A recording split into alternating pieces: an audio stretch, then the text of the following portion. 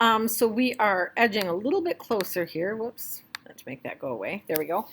Edging a little bit closer to one of the first big concepts in calculus. And actually, we're going to at least name that concept today, even if we don't get very far into the actual content.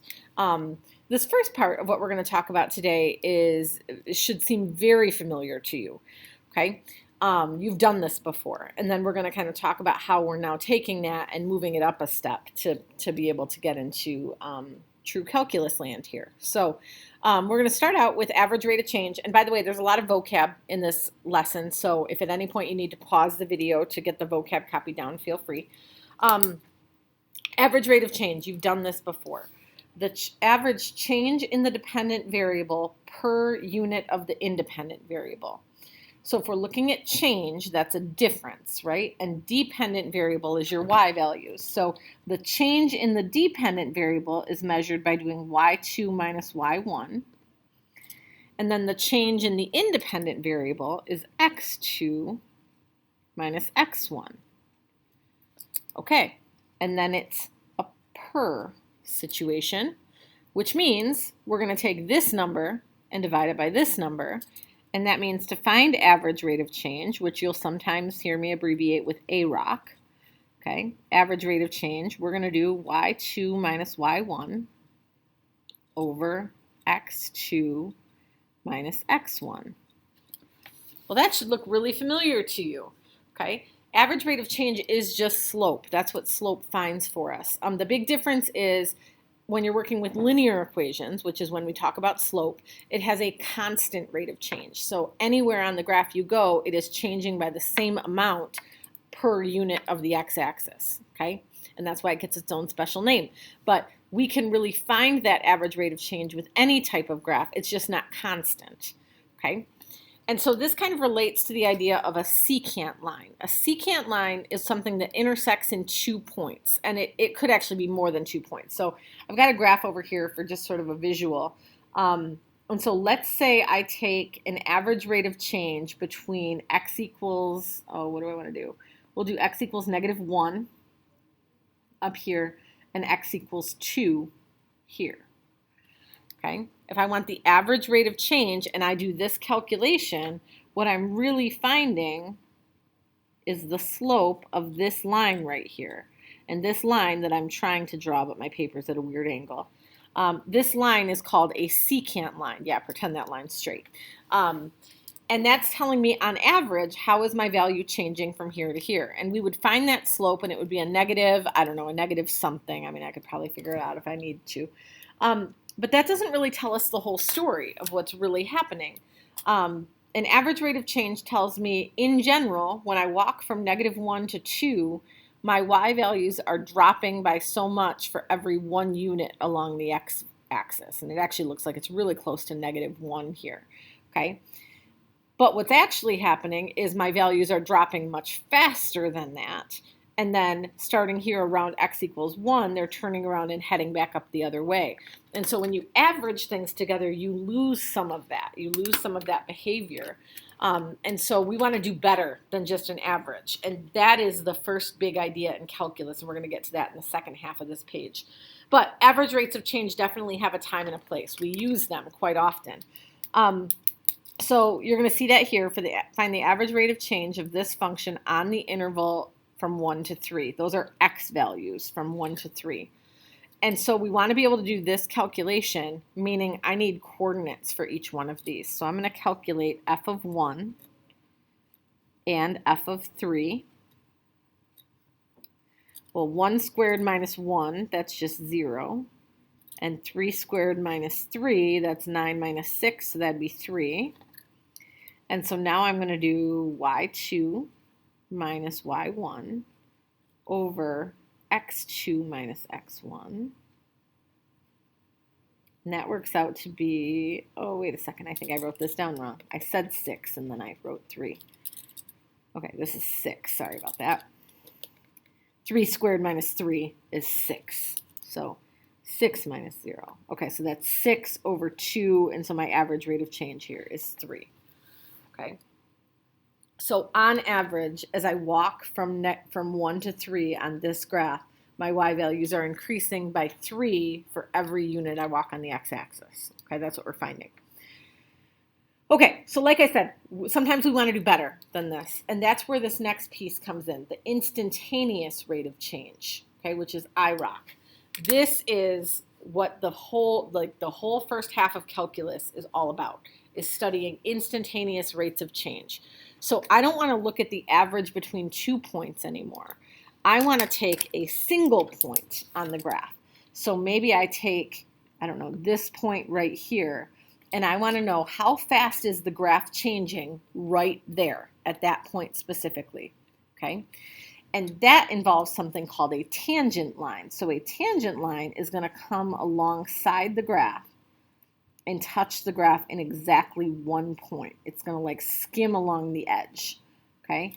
That pink line, and again, paper's at kind of a weird angle. That was hard for me to draw here, but that's the idea, is that your tangent line is going to brush against the edge of the graph and only touch 1 time, okay?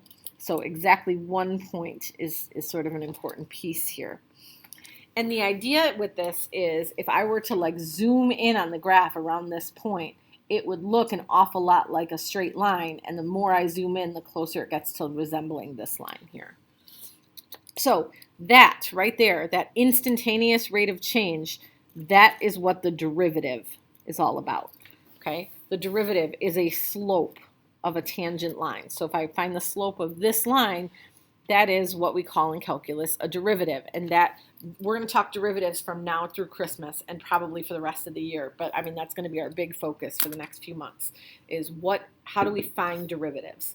Today, we're not actually going to get too far into actually calculating derivatives, but we're going to talk a lot about what do we do with them once we find them. Okay, and we're going to really study this topic of a tangent line quite a bit. I did throw in a place here where I'm going to show you some symbols that you'll eventually see for derivatives.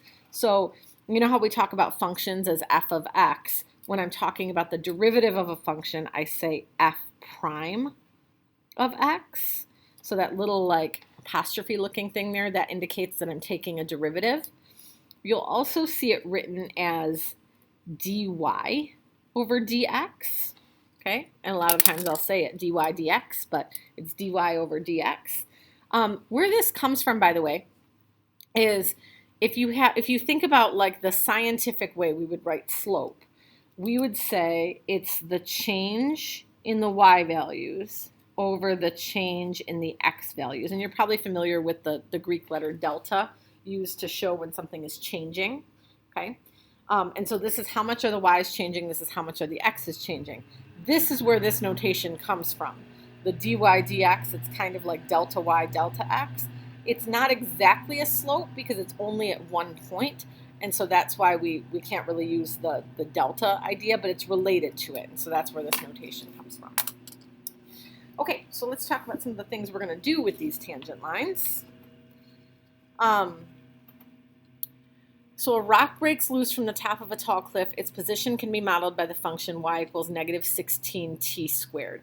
And I just want to make clear, because there were some questions on this when I taught it in class, that when we're talking about position, we're really thinking about like the top of the cliff. So if this is the cliff and this is where I'm throwing the rock down from and it's going like this, okay, I'm considering the top of the cliff to be like ground zero.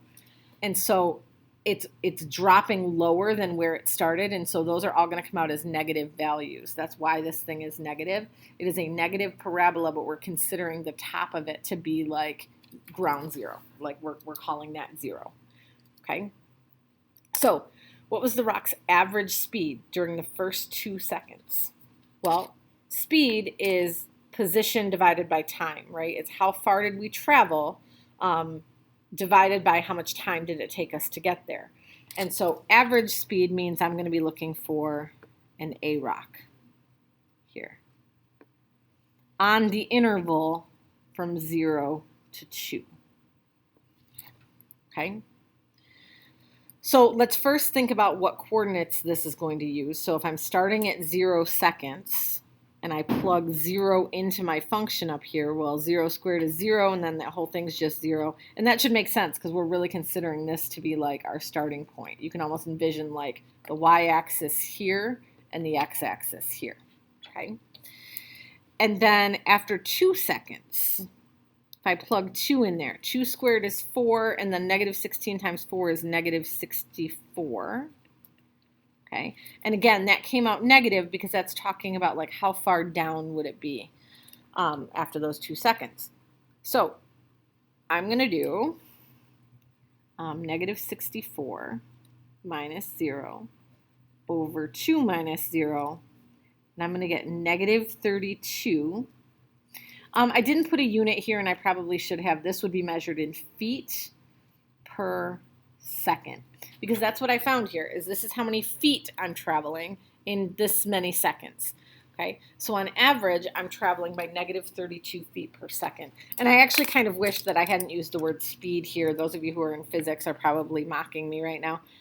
This really should have been velocity, because velocity is allowed to be negative. Velocity means that we're moving in a negative direction. We're moving downward. Speed would just be 32 feet per second because we don't consider the negative there. Okay. The next question we actually can't answer right now. The next question is there really just so that I can make a point about what we're trying to get to the point that we can do. I'm trying to get to the place where I can say how fast was it falling at exactly 2 seconds. Okay, and so I'm just going to make a note here that what I really need to be able to do here is the derivative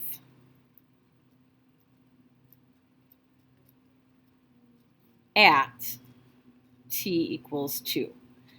We're not talking about how to find those derivatives yet today, so the best we can do is an approximation, and that's kind of what we're doing here, is approximating.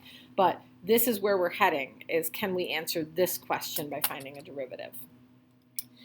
Okay, I've got this word in here because that's kind of where we're heading next, local linearization. Local linearization is approximating a function value through the use of a tangent line. So I'm going to go back to, and again, if you need to pause to write that down, you can, the picture we were just talking about. Okay, this pink line is a tangent line. And so what I was saying a second ago is if I were able to like really zoom in on this part of the curve, the line and the function itself would be almost the same thing. They would be, and the closer I zoom in, the closer those values are going to become because it touches right at this point. And so through local linearization, what you're doing is saying, hey, if I'm somewhere right around that point of tangency, I could use the equation for the pink line instead of the function equation and get a pretty close value. Now, the farther I move away from that pink point, the more off my value is going to be. But it's a valid way of approximating things. And that's what local linearization means, is just to make it look like a line, and local means close, right? So close to that point of tangency, can we make the function look like a straight line even if it's really not? Okay, so that means we're going to go back to Algebra 1 today. We're going to write equations for lines. And we're going to use something called point-slope form. And I am not sure if you have seen this before or not. I used to teach point-slope form. You don't have to write any of this down that I'm about to jot down here. But I used to teach point-slope form in Algebra 1 when we did that lesson where you have to, like, here's the slope and here's a point, and can you write an equation for the line? So I would show point-slope form, which looks like this. And then I would also say, or you can take y equals mx plus b, and you can plug in the slope that you already know, and then you can plug your point in for x and y, and then solve to figure out what b is, and then that lets you write your equation. And overwhelmingly, students seem to prefer that. Students seem to really like that method. I think they feel like it's more efficient, and they don't have to memorize another formula. So over the years, I've kind of stopped teaching this back in Algebra 1 because nobody uses it, okay? In calculus, I mean, you certainly can do this every time if you want to, but there is much less of an emphasis placed on simplifying when you're in calculus. And so with this form of the equation, we don't have to do any math. We can just literally put numbers in these 3 places and then leave it alone and walk away. Okay, and so a lot of the times you're going to see me use this point-slope form when I'm writing equations for lines because I don't care about it being an mx plus b form. If you really want it in mx plus b form, knock yourself out. But you'll see me using that point-slope form. Point-slope form, by the way, looks a lot like vertex form of a parabola. And it kind of works the same way, where you're saying, like, this is my point, x and y, this is my slope, and then I'm doing x minus and y minus, okay? And if you really wanted to, you could distribute this m value and move this number to the other side, and you would have an mx plus b. Okay, let's get to the actual example. I spent a long time talking about that. Find the equation for the line tangent to this graph at x equals 2. The slope is 4. I cannot emphasize enough how magical this information is, okay? Finding this value is the big important thing that we still have to learn how to do. So right now I'm just kind of handing it to you on a silver platter, okay? But eventually you'll know how to do it. So to write an equation for a line, anytime I'm writing an equation for a line, I need two pieces of information. I need a slope and I need a point. Okay, the slope handed to me on a silver platter. The point, I even have half of the point that I need. I just need the y value that goes along with it. I'm going to get that by taking this 2 and plugging it into the function. So let's see, 2 squared plus 3 is 7. And then I'm going to use that point slope form, and I'm going to say y minus y1, which is the 7, equals m, which is 4, and then x minus x1, which is 2. And like I said, if it's really killing you to not have point slope form, you could distribute the 4 and move the 7 over to the other side and things like that. But, you know, it's totally okay to leave it like this. You will sometimes see the 7 moved over to the other side. So it would be a plus 7 on the end. I really don't care. Okay. And then we're gonna do this next question. Then I'm gonna hop over to Desmos and just kind of show you a picture of what's happening here. It says use your tangent line to evaluate this value, okay, or approximate this value. So I'm going to take the 2.2 and plug it in up here to this function. So I'm going to say y minus 7 equals 4 times 2.2 minus 2. Well, that's just going to be 0.2, and then when I multiply by 4, I get 0.8. So y minus 7 equals 0.8. And then add the 7 to the other side, I get y equals 7.8. Okay, let me show you what I just did here. You don't need all that. Here we go, Desmos. My original equation here was x squared plus 3.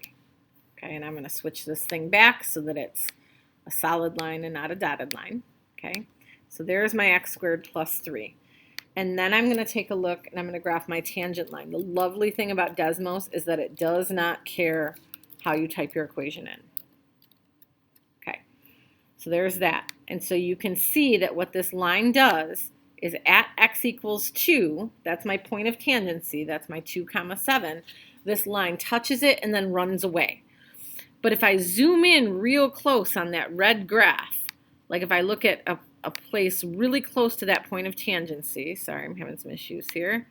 If I look really close to that point of tangency, the blue line is pretty much on top of the red line. It only actually touches right here, but it's really, really close right around that point. And so if I look at, let's see, how can I do this? X equals 2.2, let's say. And I'll zoom in even closer here. This is where x is equal to 2.2. What I just found a second ago using my tangent line is this value. I found that at 2.2, my tangent line is at 7.8. The actual value is at 7.84. So the farther away I get from that point of tangency, the more distance is going to grow between these two estimates. But that is what local linearization is when I can use this easy tangent line equation to make approximations rather than using the original function. Okay, so mathematically this is not hard, but I just wanted you to have a visual for like what I'm trying to do here. Okay, back to this guy. I think we have just a couple more examples to go through. Let's see. Okay, oh, normal lines. Normal line, not used nearly as often as a tangent line, but a normal line is just a line that's perpendicular to that tangent line. So at that point of tangency, it makes a right angle rather than being, you know, kind of running alongside of it. And so I want you to remember that again, back to Algebra 1, that when we have perpendicular lines, the slope is the opposite reciprocal.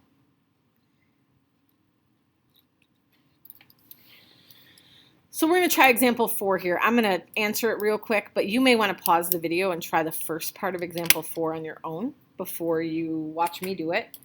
I'm going to say I need a point and I need a slope. I think I did those in the other order before. It doesn't matter.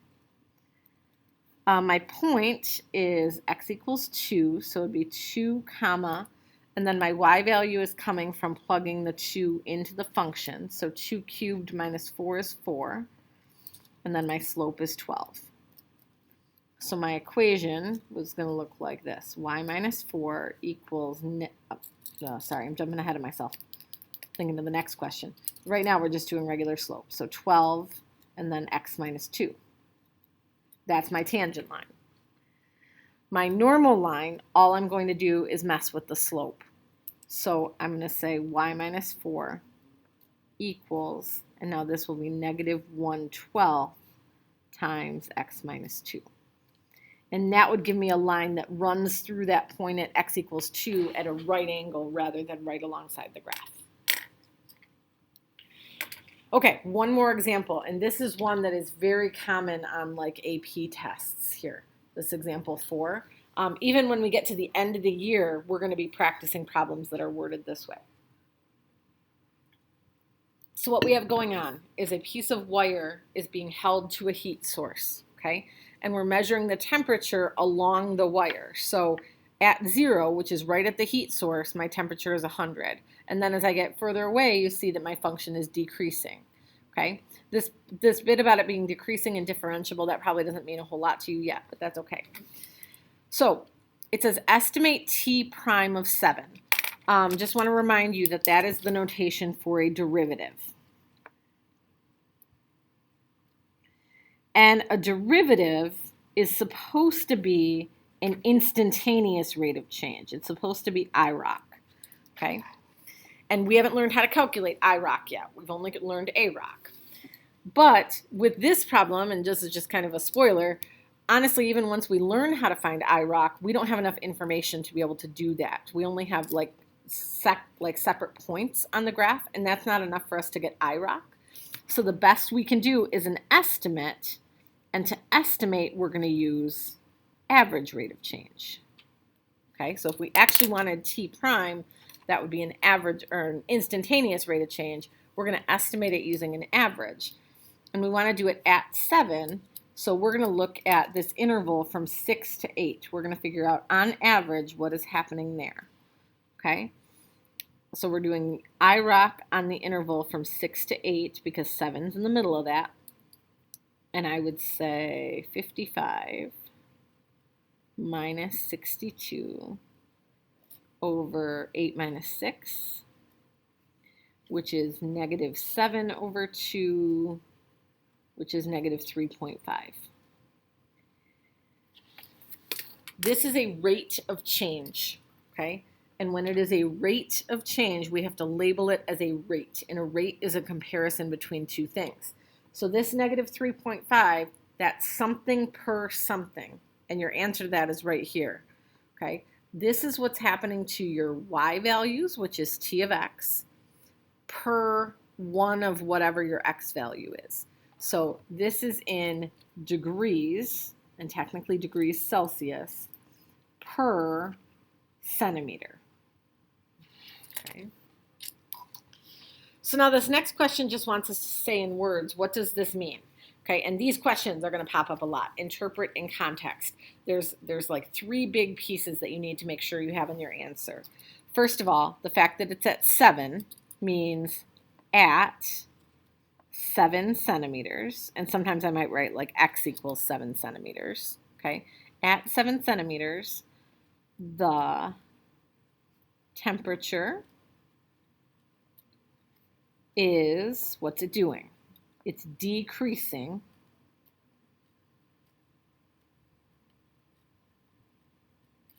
by 3.5 degrees Celsius per centimeter. Okay, so 3 things you need here. What does this 7 mean? So we have to make sure we specify it's at 7. What is happening?